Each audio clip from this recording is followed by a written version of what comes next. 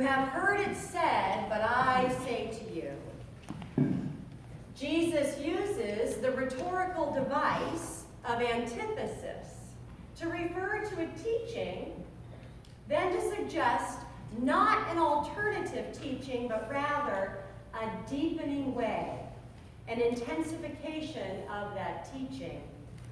Jesus is not replacing the ancient teaching on murder or adultery or swearing with something new.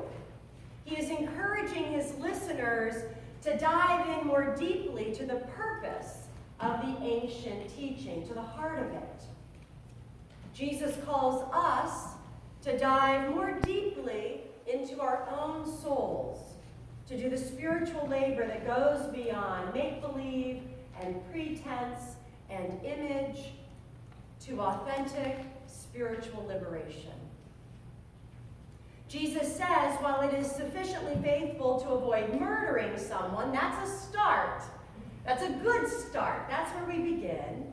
It is yet more faithful to eradicate the violence in your soul that might ever lead you to consider murder.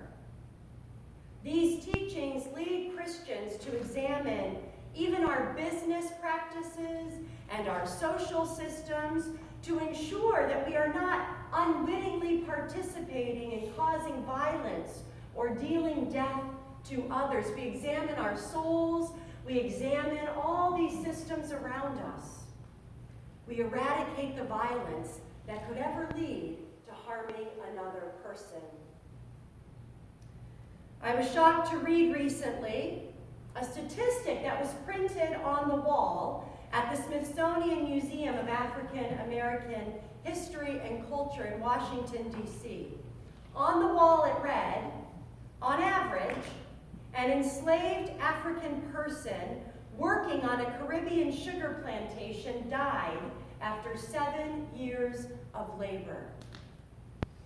Next to these words on the wall was a case that showed a tall cone of sugar that was the average amount of sugar a European was eating in a year. The contrast between the statistic and that pile of sugar hit me over the head like a ton of bricks. Producing sugar was grisly business, and meanwhile across the Atlantic, people were delighted by the new affordability of sugar, and they grew addicted to it. Even more so today, right? More so today. I want to believe in my heart that if enough Europeans knew the true cost of that sugar, they would have given up the sweets. I want to believe that that's true. At the heart of Jesus' teaching is the inclination for some human beings to turn other human beings into objects, to believe or behave in ways that treat one another as though there are superior people and inferior people. That's a sin. That is what we are to avoid. And in this text, Jesus is talking to his fellow men, by the way. All the female parts were added into this, brother and sister, that was added in. In the original, Jesus is speaking to men using male language, and we've made it more inclusive. But in this text, Jesus is talking to his fellow men. Although women, I bet, were listening in, Jesus is speaking to males in the cultural setting of his time and place, and his teachings encourage males who have power over females and their bodies to avoid turning women into objects. That's at the heart of this set of teachings. There I stood in the Smithsonian Museum, absorbing the suffering of God's people when God's people turn some other people of God into objects. Not only does Jesus want us to examine our lives and notice these tendencies to harm one another by thinking we are somehow superior to another, Jesus wants us to go even further and repair the damage done between us when we have allowed anger and violence and greed and lust to break us apart from one another. This text directs us as Jesus followers to go, to leave our gift at the altar and go repair the relationship. Reconciliation work requires us to examine how we have unwittingly participated in objectifying one another. And then we must work to change our behavior. Now, I'm going to tell you from my own personal experience that I find the work of reconciliation to be exhausting. Absolutely exhausting. Kind of physically exhausting, but also deeply spiritually fatiguing. And it makes all kinds of things, regular things in the world, seem problematic, like sugar, right? Suddenly sugar isn't just sugar. It's something problematic. And that's not exactly the purpose, although that takes us to the purpose.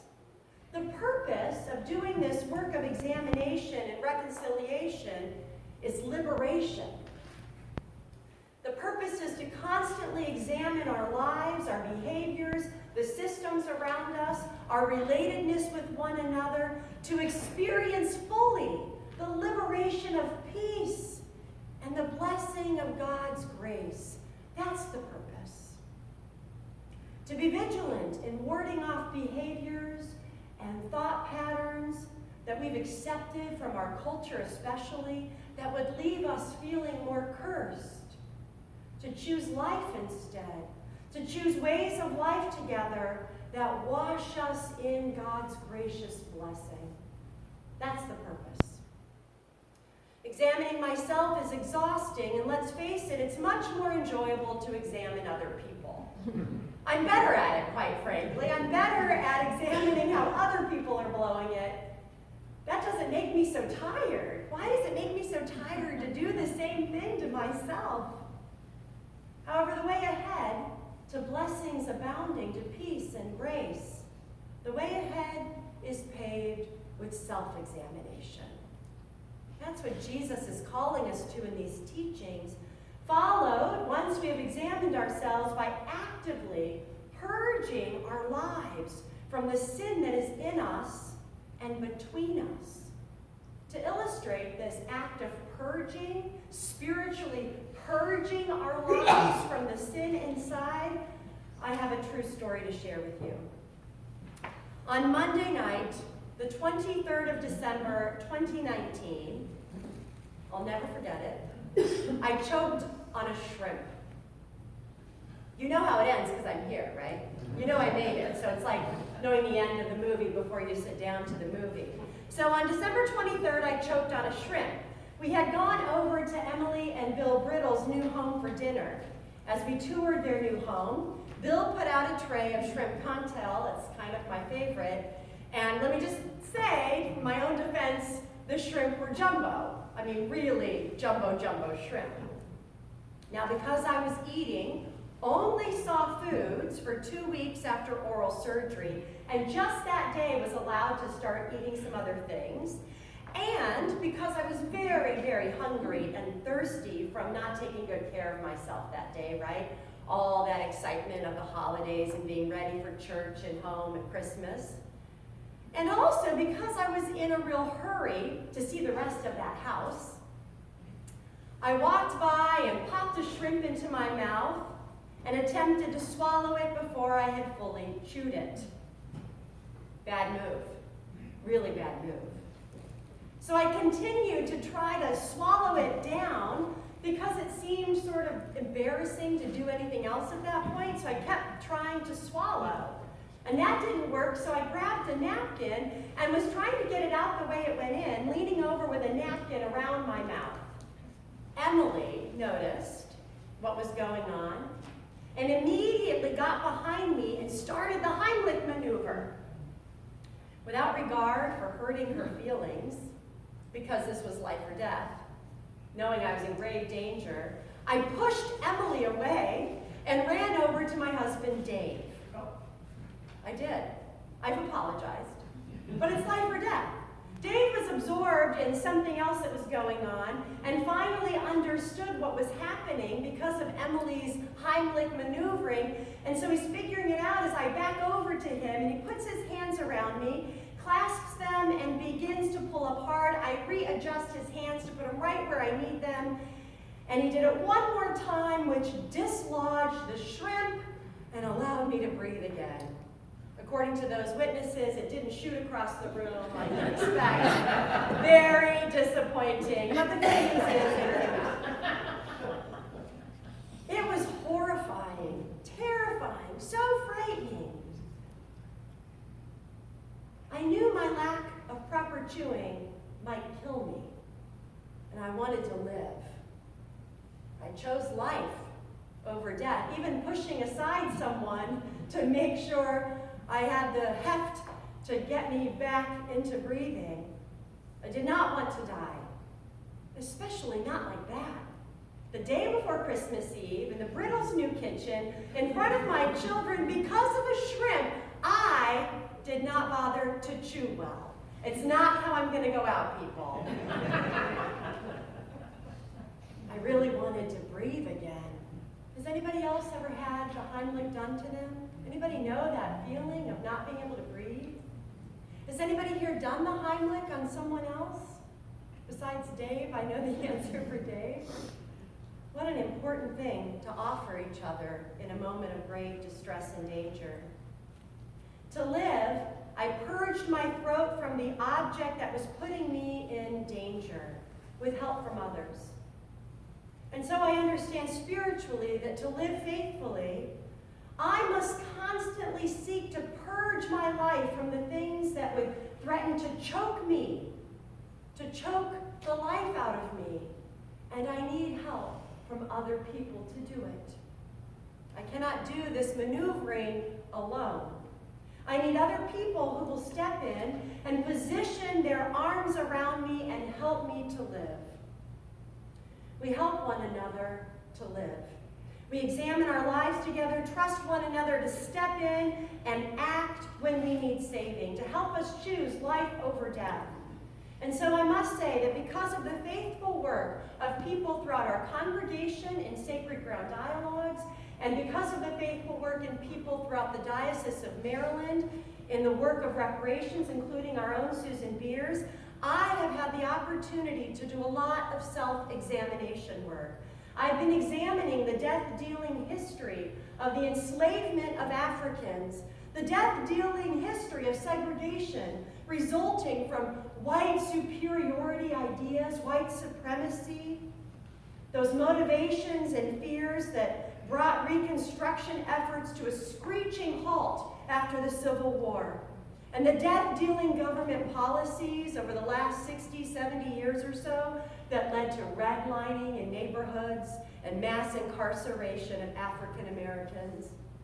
I suppose I am speaking to my fellow white people now, like Jesus spoke to his fellow men. I have felt the arms of other faithful people wrap around me to help me dislodge the fears and the lies that I have tried to chew and swallow down, although it never quite went down. I have felt the stories and statistics wrap around me to purge me of the curse of white superiority ideas, white supremacy, that threatens still to choke me, to choke all of us, and rob us of God's blessing. While exhausting, examination and truth-telling, open-hearted and spiritual labor is liberating. It's freeing. It lets us breathe like we have never breathed before. It's worth it. And so I want to share with you that I'm liberated. I'm newly liberated by a discovery that I made last Sunday afternoon at a diocesan reparations workshop. Some of you were there with me. By examining my own life, I have learned that for a time, I thought I was not a racist. You might identify with this. Because I was nice. Because I was nice to people, regardless of skin color, and because I did not tell racist jokes, nor did I laugh at them. Therefore, I must not be a racist. I know that racism grows when two white people bond over a joke or a comment that turns a person of color into an object. That's how white supremacy grows, when two white people laugh and bond over that sort of thing. I know that. What I learned on Sunday is that in order to not feel like a racist, I do what a lot of more progressive types of white anti-racist people do. I bond with others over how racist other white people are, right? I'll get together with, like-minded, progressive white folk and say, isn't it sad that some white people believe that or do that or say that? I have pointed at other people to say that he or she is behaving in a racist way, and I've bonded with other people over that in a way that lacks true spiritual depth. And we follow Jesus, who asks us to go more deeply into our spiritual growth. When I do that, and I point at other people, it is not purging me of the sin of white supremacy. It's a bit of a cover. The real work is looking inside of myself and examining me. And I think your real work is examining you. Racism continues because there is some sin in my soul that tells me I matter just a little bit more than some other human being. It's part of the culture I was raised in, and it's a sin. There is some sin in my soul that likes the idea of being more valuable than another person, that likes thinking of myself as superior, better than, either because I've worked really hard, or my people worked really hard, or because I was born with this particular pigmentation. It's all a lie. Perhaps there is also some sin in our souls that tell us from time to time that we matter less than another as well. How I long to purge my soul from these sins so that I can breathe again and live more fully in the liberation of God's gracious blessing. I feel like I've got the napkin ready, and I just want that final push to get this sin out once and for all. You have heard it said, point out the racist behaviors in other people so you won't look like a racist yourself. But I say to you today, look deeply inside your soul. Don't be afraid. God is with you. Jesus leads you. Look in your soul for the sins of thinking that you are better than or less than another, and purge it. Purge it from your soul. I wonder if the work we do in our own souls, if we all do it faithfully, might rebuild our society, might repair the damage, might reconstruct a more liberated society, if the way forward in our time requires us to eradicate the violence within and live into that liberation. Are you willing to push aside whatever you've tried in the past that didn't really work out of that deep desire to choose life? Anyone want to breathe in the liberating air of God's gracious blessing and have a spiritual Heimlich with me? Wouldn't it be great? The deeper we dive into this authentic spiritual work that Jesus teaches, the more deeply we all experience the blessings of the deep peace of God that is showered upon us. Amen.